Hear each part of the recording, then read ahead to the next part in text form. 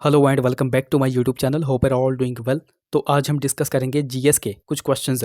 अब कुछ एक स्टूडेंट्स को पता नहीं होगा कि जीएस से मतलब क्या है। तो जीएस से मतलब है जनरल स्टडीज़, यानी कि हम यहाँ पर कुछ एक मिक्स क्वेश्चंस, मिक्स सेक्शंस को डिस्कस करेंगे।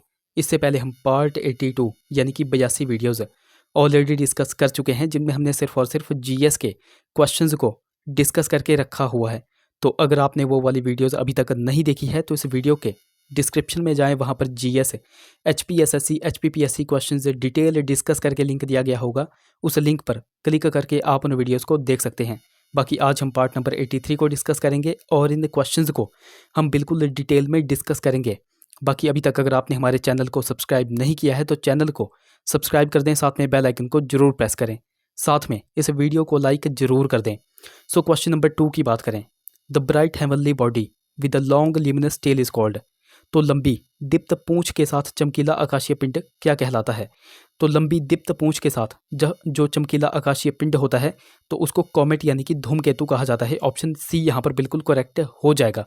अब धूमकेतु की यहाँ पे बात आई है तो कॉमेट यानी कि धूमकेतु को एक और नाम से जाना जाता है, वो भी आपको पता होगा।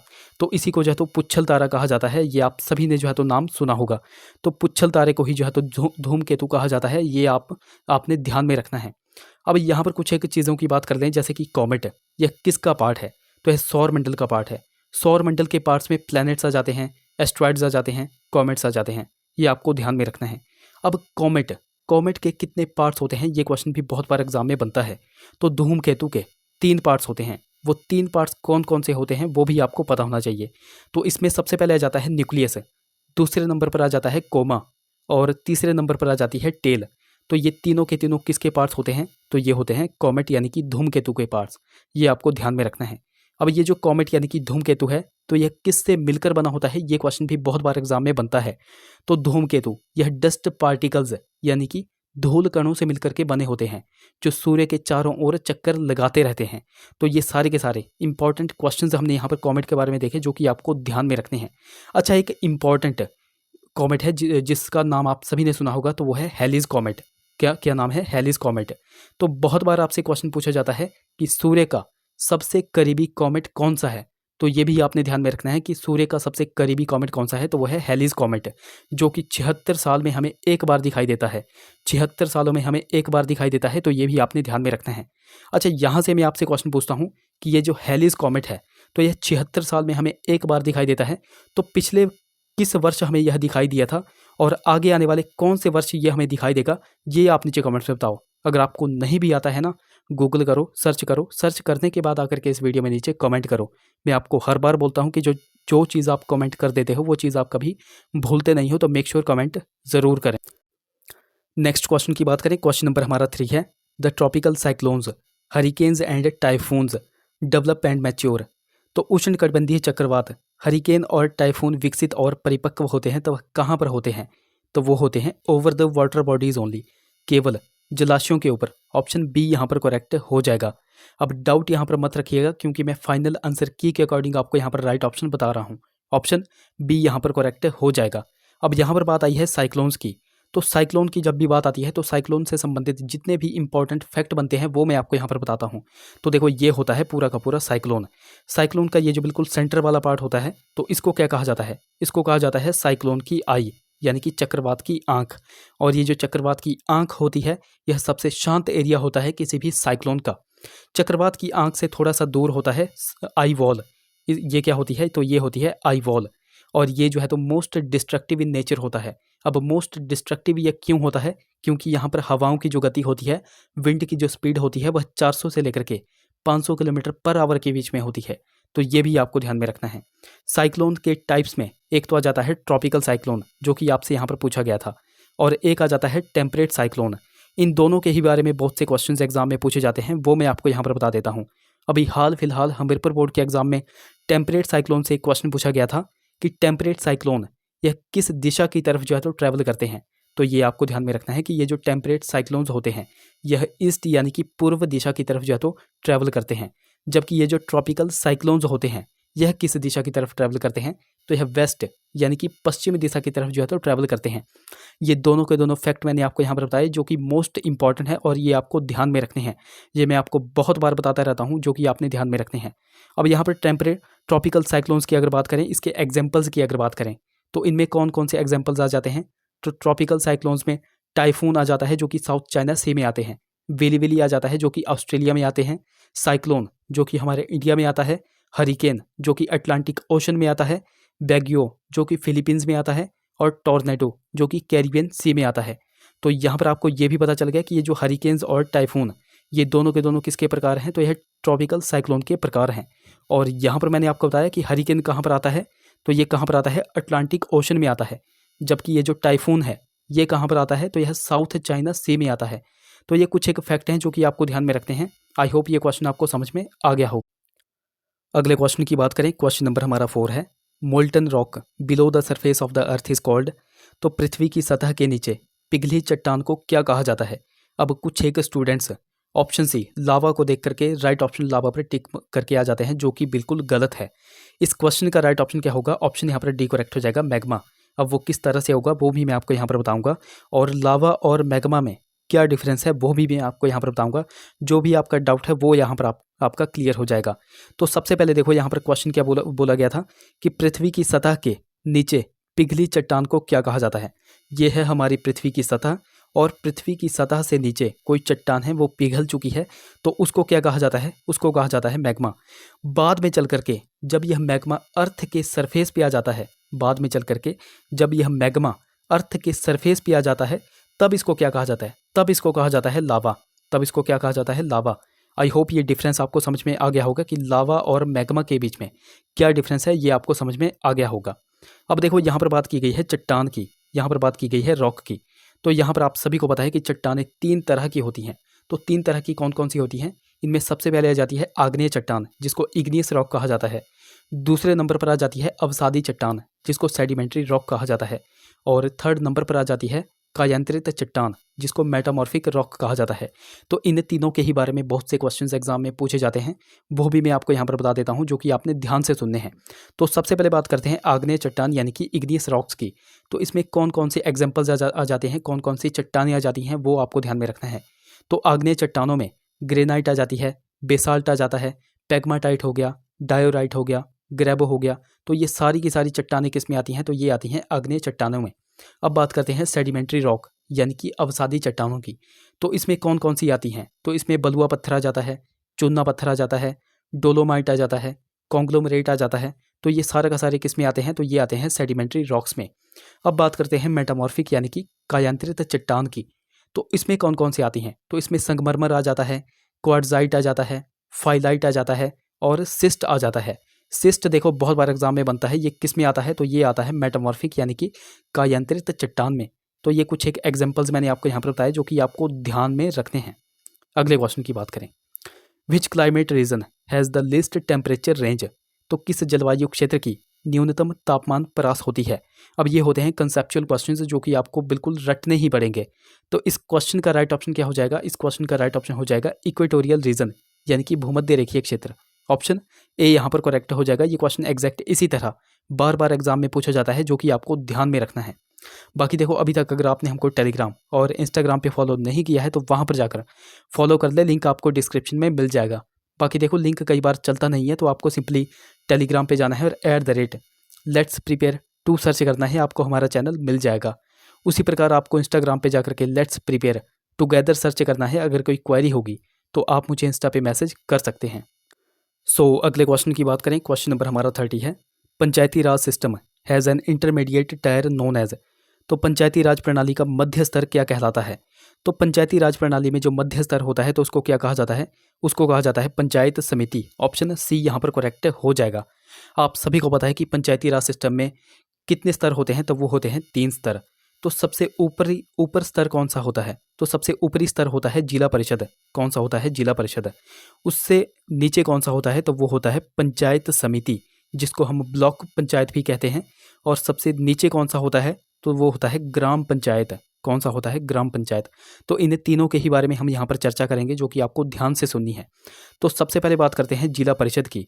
तो जिला परिषद में जो इनका प्रमुख होता है, जो सबसे बड़ा पंचायत होता है, पंचायत ऑफिसर होता है, तो वह कौन होता है?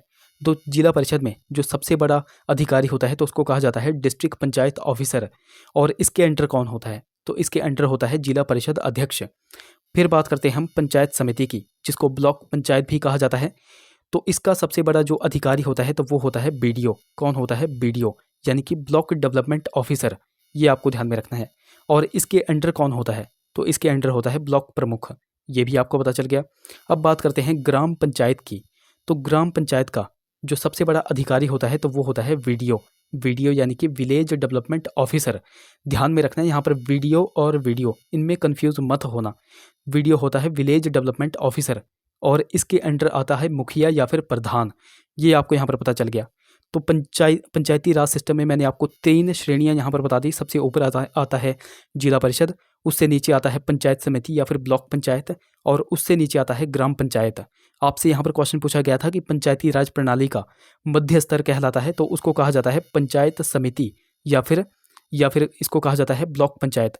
ये आपको यहाँ पर पता चल गया। आई होप ये क्वेश्चन आपको समझ में आ गया होगा। अब पंचायत की यहाँ पे बात आई है, तो पंचायत के बारे में भारतीय संविधान के किस आर्टिकल में बताया गया है? ये भी क्वेश्चन बहुत बार एग्जाम में बनता है। तो पंचायत के बारे में किस आर्टिकल में हमें बताया गया है? 243 243 आर्टिकल में हमें पंचायत के बारे में बताया गया है। कौन सा संविधान संशोधन पंचायत के बारे में है? तो 73वां संविधान संशोधन जो कि 1992 का है, तो वो किसके बारे में बताता है? तो वह पंचायत के बारे में हमें बताता है। ये भी आपको ध्यान में रखना है। अच्छा, कौन सी अनुसूची हमें पंचायत के बारे में बताती है? तो 11वीं अनुसूची। 11वीं अनुसूची का संबंध जो है तो पंचायत से है। ये भी आपको ध्यान में रखना है। तो 3-4 पॉइंट्स हमने यहाँ पर देखे जो कि आपको ध्यान में रखना है। ये क्वेश्चंस बहुत बार एग्जाम में बनते हैं जो कि आपको ध्यान में रखने हैं। अगले क्वेश्चन की बात करें, क्वेश्चन नंबर हमारा 31 है। Corsica island is related to. तो कॉर्सिका द्वीप संबंधित है, तो वह किससे संबंधित है? तो यह नेपोलियन बोनापार्ट से संबंधित है। ऑप्शन सी यहाँ पर करेक्ट हो जाएगा। अब नेपोलियन बोनापार्ट से कॉर्सिका आइलैंड किस तरह संबंधित है वो भी आपको ध्यान में रखना है। तो सबसे पहले बात करते हैं नेपोलियन बोनापार्ट की, इनके जन्म की। तो नेपोलियन बोनापार्ट का जन्म हुआ था 1769 में। आप सभी को पता है, कोई भी अगर महत्वपूर्ण व्यक्ति है तो उसको आपको जन्म और मृत्यु ये पता होने चाहिए। अशोक के बारे में जो है तो एक क्वेश्चन हमारे पेपर बोर्ड में अभी हाल फिलहाल पूछा गया था कि अशोक की मृत्यु कब हुई थी, और अशोक का जन्म तो बहुत बार पूछा जाता है। तो इसी तरह आपको इनके बारे में भी ध्यान में रखना है। नेपोलियन बोनापार्ट का जन्म हुआ था 1769 में, यानी कि 1769 में। अब कहाँ पर हुआ था ये इंपॉर्टेंट है। तो इनका जन्म हुआ था कॉर्सिका आइलैंड में। ये आपको यहाँ पर पता चल गया। इसलिए कॉर्सिका आइलैंड जो है तो किससे संबंधित है? तो यह नेपोलियन बोनापार्ट से संबंधित है। अब कॉर्सिका आइलैंड, तो कॉर्सिका आइलैंड जो है तो किसको बिलोंग करता है, किस देश को यह बिलोंग करता है, ये भी आपको पता होना चाहिए। तो पहले तो ये अब बात करते हैं कि कॉर्सिका आइलैंड है कहाँ पर। तो यह मेडिटेरियन सी में है और यह फ्रांस को बिलोंग करता है। ये भी आपको ध्यान में रखना है। अब यहाँ पर हमने देख लिया कि नेपोलियन बोनापार्ट का जन्म कब हुआ था, 1769 में। अब बात करते हैं इनकी मृत्यु की। इनकी मृत्यु कहाँ पर हुई थी? तो इनकी मृत्यु हुई थी 1821 में। और कहाँ पर हुई थी ये इंपॉर्टेंट है। तो इनकी मृत्यु हुई थी सेंट हेलेना द्वीप पर। और ये सेंट हेलेना द्वीप ये किस देश को बिलोंग करता है? तो ये करता है यूके, यानी कि यूनाइटेड किंगडम, यानी कि ब्रिटिश को बिलोंग करता है। ये आपको ध्यान में रखना है। इस तरह के कंसेप्चुअल क्वेश्चंस बहुत बार एग्जाम में बनते हैं। स्टैटिक जीके बहुत बार एग्जाम में पूछी जाती है जो कि आपको ध्यान में रखनी है। एक क्वेश्चन जो है तो सेंट्रल लेवल के एग्जाम में पूछा गया था कि किस वर्ष कौन सी उम्र में जो है तो नेपोलियन बोनापार्ट की मृत्यु हुई थी। तो ये भी आपको ध्यान में रखना है। 51 वर्ष की उम्र में जो है तो नेपोलियन बोनापार्ट की मृत्यु हो गई थी। इस तरह के क्वेश्चंस, इस तरह की जो स्टैटिक जीके हम कह सकते हैं, इसी तरह के क्वेश्चंस एग्जाम में पूछे जाते हैं। और आगे आने वाले एग्जाम्स में संभावना है कि इस तरह के क्वेश्चंस आपके एग्जाम में पूछे जाएंगे। तो इसके लिए आपको प्रिपेयर रहना है। बात करते हैं अगले क्वेश्चन की। क्वेश्चन नंबर हमारा 32 है। The prairies of North America are. तो उत्तरी अमेरिका के प्रेरीज क्या हैं? तो प्रेरीज आप सभी ने सुना है, प्रेरीज घास के मैदान, यानी कि प्रेरीज ग्रासलैंड्स। तो प्रेरीज क्या है? तो यह ग्रासलैंड्स हैं। तो यह टेम्परेट ग्रासलैंड है, यानी कि शीतोष्ण घास के मैदान है। ऑप्शन डी यहाँ पर करेक्ट हो जाएगा। अब ग्रासलैंड्स भी 2 प्रकार के होते हैं। एक तो होते हैं टेम्परेट ग्रासलैंड्स और एक होते हैं ट्रॉपिकल ग्रासलैंड्स। तो इनके बारे में भी आपको ध्यान में रखना है। तो सबसे पहले हम बात करते हैं टेम्परेट ग्रासलैंड्स की। तो इसके कौन कौन से एग्जाम्पल्स हैं, यानी कि शीतोष्ण घास के मैदान, इसके कौन कौन से एग्जाम्पल्स हैं? तो इनमें सबसे पहले आ जाता है पंपाज घास का मैदान, जो कि कहाँ पर है? अर्जेंटीना में है। स्टेपीज घास का मैदान जो कि यूरेशिया में पड़ता है, बेसिकली यह कहाँ पर पड़ता है, यूक्रेन में पड़ता है, यूक्रेन और रशिया में पड़ता है। फिर आता है पुस्टाज घास के मैदान जो कि हंगरी में पड़ते हैं, वेल्ड घास के मैदान जो कि साउथ अफ्रीका में पड़ते हैं, डाउन्स घास के मैदान जो कि ऑस्ट्रेलिया में पाए जाते हैं, और कैंटबरी घास के मैदान जो कि न्यूजीलैंड में पाए जाते हैं। तो ये सारे के सारे किसके एग्जाम्पल्स हैं, तो यह टेम्परेट ग्रासलैंड्स के एग्जाम्पल हैं। अब बात करते हैं ट्रॉपिकल ग्रासलैंड्स के कुछ एक एग्जाम्पल्स जो कि मैं आपको यहाँ पर बताऊँगा। तो इनमें सबसे पहले आ जाता है लानोज घास के मैदान, फिर आ जाता है सवाना घास के मैदान, और फिर आ जाते हैं पार्कलैंड घास के मैदान। यहाँ से मैं आपसे क्वेश्चन पूछूंगा, एक तो मैंने आपको बताया लानोज घास के मैदान और एक मैंने आपको बताया सवाना घास के मैदान। ये कौन कौन से देश में पाए जाते हैं वो आप नीचे कमेंट्स में बताओ। अगले क्वेश्चन की बात, क्वेश्चन नंबर 33 की बात करें। विच determines colour, texture, chemical properties, mineral content and permeability of soil. तो मृदा का रंग, संरचना, रासायनिक गुणधर्म, खनिज तत्व और पारगम्यता का निर्धारण कौन करता है? फ्लोरा एंड फौना करते हैं, टाइम करता है, क्लाइमेट करता है, या फिर पेरेंट रॉक करते हैं? तो वह कौन करता है? तो वो करते हैं पेरेंट रॉक यानी कि पैतृक चट्टान। ऑप्शन डी यहाँ पर बिल्कुल करेक्ट हो जाएगा। अब यहाँ पर मैं आपको एक पॉइंट बताऊंगा जो कि आपने ध्यान में लेकर के चलना है। अब यहाँ पर हम बात कर रहे थे मिट्टी की यानी कि मृदा की। तो मिट्टी के निर्माण को प्रभावित करने वाले कारकों में 5 कारक आ जाते हैं। तो वह 5 कारक कौन कौन से हैं वो आपको पता होना चाहिए। तो उनमें सबसे पहले आ जाता है क्लाइमेट, ये आपको पता चल गया। फिर आ जाती है वनस्पति, फिर आ जाते हैं भूमिगत जल, फिर आ जाते हैं सूक्ष्म जीव, और फिर आ जाते हैं पेरेंट रॉक जिसकी हम यहाँ पर बात कर रहे हैं, यानी कि पैतृक चट्टान की हम यहाँ पर बात कर रहे हैं। अब स्पेसिफिक रूप से हम पेरेंट रॉक की बात करेंगे, पैतृक चट्टान की बात करेंगे, तो ये क्या होती है? तो आप सभी को पता है जो नदियाँ होती हैं, नदियाँ जो है तो पर्वतीय रास्तों में बहती हैं।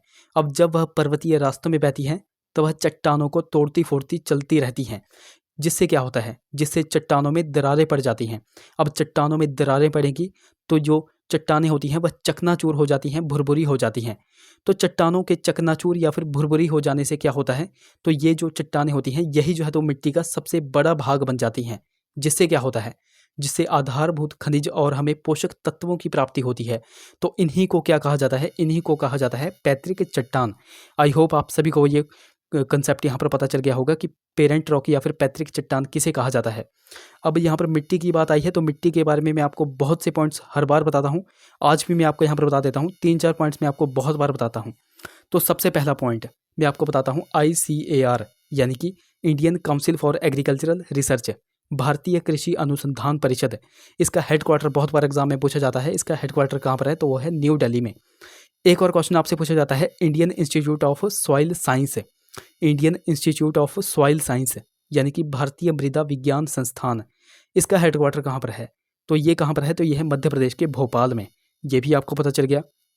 और एक क्वेश्चन मैं आपको बहुत बार बताता हूँ कि भारत में सबसे ज़्यादा क्षेत्रफल पर 4 मिट्टियाँ पाई जाती हैं। सबसे पहले पाई जाती है जलोढ़ मिट्टी जिसको एल्यूवियल सॉइल कहा जाता है। तो यह भारतीय क्षेत्रफल पर लगभग 43% क्षेत्रफल पर पाई जाती है। ये आपको पता चल गया। देखो परसेंटेज आपको ध्यान में रखनी है, इस तरह के क्वेश्चंस आपके आने वाले एग्जाम्स में बन सकते हैं। तो सबसे पहले सबसे ज़्यादा क्षेत्रफल पर कौन सी मिट्टी पाई जाती है, तो वह है एल्यूवियल सॉइल यानी कि जलोढ़ मिट्टी। उसके बाद पाई जाती है लाल मिट्टी यानी कि रेड सॉइल, यह भारतीय क्षेत्रफल पर लगभग 18% क्षेत्रफल पर पाई जाती है।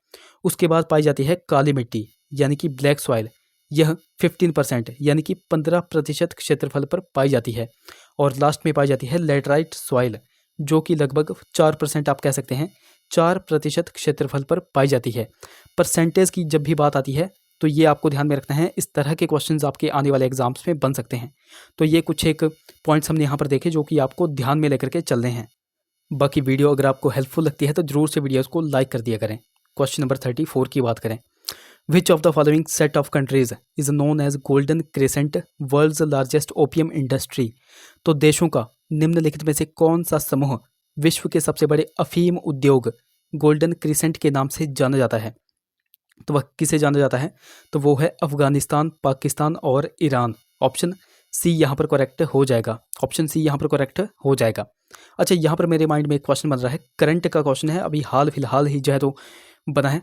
तो अभी हाल फिलहाल क्या हुआ है, जो यूनेस्को है, यूनेस्को, तो यूनेस्को द्वारा जो है तो वर्ल्ड की फर्स्ट लिविंग हेरिटेज यूनिवर्सिटी का दर्जा दिया गया है, तो वह किस यूनिवर्सिटी को दिया गया है?